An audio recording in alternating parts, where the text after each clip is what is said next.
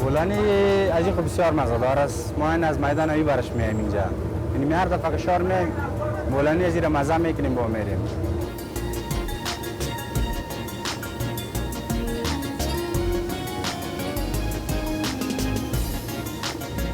مشتری ما دیگه معلوم دار نیست، از این وطندار است، از این کسایی که دیگه افغانان کار میکنن، کراچیوانا و بسیاری دکاندار است.